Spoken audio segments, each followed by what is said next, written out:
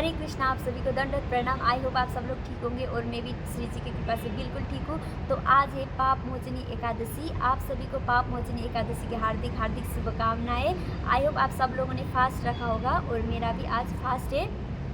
तो आप ये जो भी नॉइज़ सुन रहे हो प्लीज़ उसको इग्नोर कर दीजिए, क्योंकि मैं आई हुई थी टेम्पल और टेम्पल में भगवान जी का दर्शन किया, सब कुछ हो गया। उसके बाद मैं मंदिर के पीछे बैठी हुई थी तो मुझे अचानक याद आया कि कल मुझे किसी ने प्रश्न किया था भगवद गीता के रिलेटेड। जब मैं भगवद गीता पढ़ रही थी तो मुझे किसी ने प्रश्न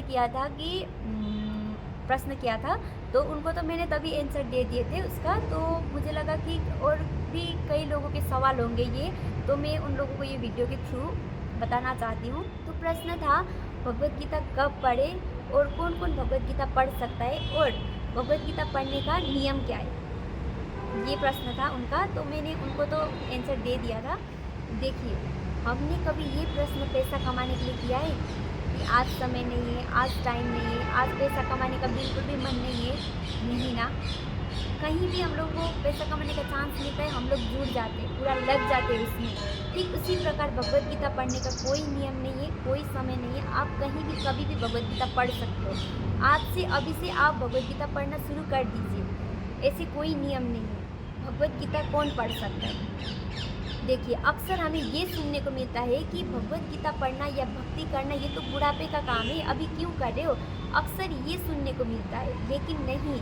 भगवद गीता बच्चे से लेकर बूढ़े तक कोई भी पढ़ सकता है।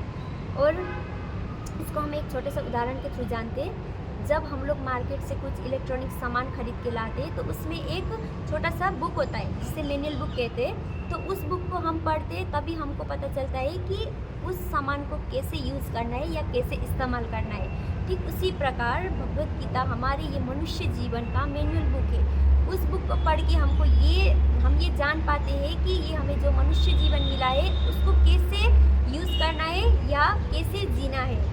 ठीक उसी प्रकार भक्ति की बात आती है तो ये भी बुढ़ापे का काम है बोलते हैं लोग। तो इसमें भी एक छोटा सा उदाहरण है। जब हम लोग टेम्पल जाते हैं, भगवान जी से मिलने जाते हैं, तो हम उनके लिए फ्लावर लाते जो फ्रेश होते। मुरझाए हुए फ्लावर तो हम लोग खरीद के नहीं लाते, फ्रेश ही लाते। तो ठीक उसी प्रकार भक्ति की बात आती है तो हम क्यों बुढ़ापे का वेट करें। बुढ़ापे हम जब फ्रेश होते तब क्यों नहीं समर्पित करते भगवान जी को।